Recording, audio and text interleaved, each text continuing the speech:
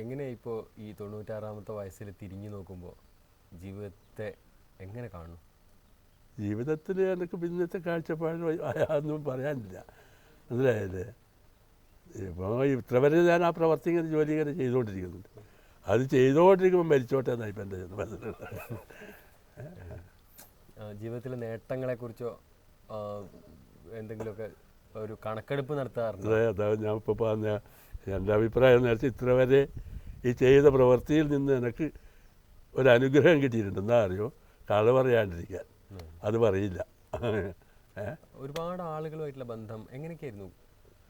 അല്ല, ഞാനങ്ങനെ ദുഷ്ട സ്വഭാവത്തിലെ കൂടെ ആർത്ഥത്തിലല്ല ഞാൻ പറയുന്നത്. പിന്നെ കുഞ്ഞിരാമൻ നായരായിട്ടുള്ള ബന്ധം, പണിക്കരായിട്ടുള്ള ബന്ധം, അങ്ങനെ കേരളത്തിൽ കാവാലമായിട്ടുള്ള ബന്ധം, കേരളത്തിൽ കുറേ ആളുകളുമായിട്ട് ഈ സംഗീതവുമായി ബന്ധപ്പെട്ട കുറേ ആൾക്കാരുണ്ട്. അവരായിട്ട് ബന്ധപ്പെട്ടതും അതുപോലെ എൻ്റെ ഒരു ഭാഗ്യം എന്നാണ് ഞാൻ മനസ്സിലാക്കിയത്.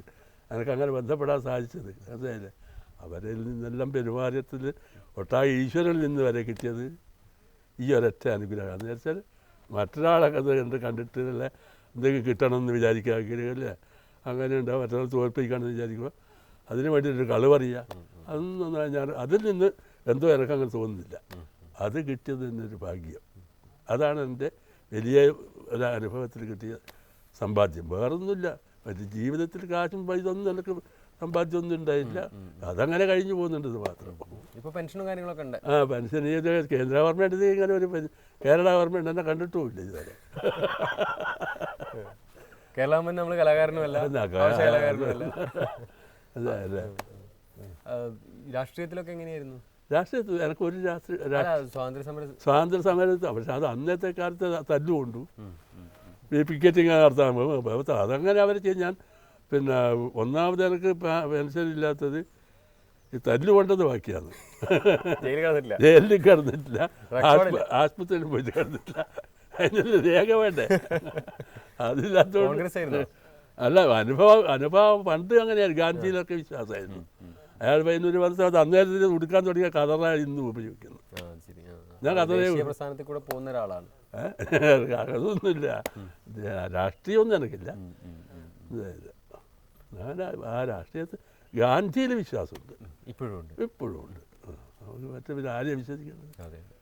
ഇപ്പോൾ കാഴ്ചപ്പാടിൽ ഇപ്പോൾ കേൾവിയിലും ഒരു ദൈവം പോലെ തന്നെയല്ലേ ഗാന്ധിജി. പിന്നാരി അയാൾക്ക് എതിരും ശത്രുക്കളെല്ലാം ഉണ്ടെങ്കിലും അയാളെ കൊണ്ട് അത്ര ജനങ്ങളിപ്പോൾ ജീവിക്കുന്നുണ്ട്.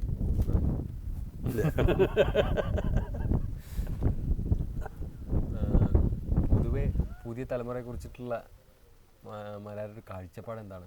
പുതിയ തലമുറ സോപാന ഗായകരെ കുറിച്ച് സോപാന ഗായകന്മാരിപ്പോൾ നമ്മളെ കുട്ടികളൊക്കെ ഇപ്പോൾ സോപാനത്തെ സമ്പ്രദായത്തിനെ കുറിച്ച് തന്നെയാണ് നീങ്ങുന്നത്. അവർക്കത് കുറച്ച് കിട്ടിയിട്ടുണ്ട്. അതന്നെ അവരിൽ നിന്ന് മറ്റുള്ള കുട്ടികളിലേക്ക് പകർന്നാൽ ഈ പാരമ്പര്യം അങ്ങനെ നിലനിന്ന് പോകും. മറ്റിപ്പോൾ അത് ഇതുപോലെ ഇങ്ങനെ കൊടുക്കാനിപ്പോൾ വേറെ ആരും ഞാൻ കാണുന്നില്ല. പഴയ തലമുറേൻ്റെ പാരമ്പര്യം ഇപ്പോൾ ഇവർക്ക് കിട്ടിയിട്ടുണ്ട്. അവരത് കൊടുത്തോട്ടെ എന്ന് വിചാരിക്കുക. എന്നാൽ അതിന് നിലനിർത്തി കൊണ്ടുപോകാം. വളരെ നന്ദി സഹകരിച്ചതിന്, ഇത്രയും കാര്യങ്ങൾ വിശദീകരിച്ചതിന്. ശ്രീ ശങ്കുണ്ണി മാരാരുമായിട്ടുള്ള സംഭാഷണമാണ് ഇപ്പോൾ അവസാനിച്ചത്.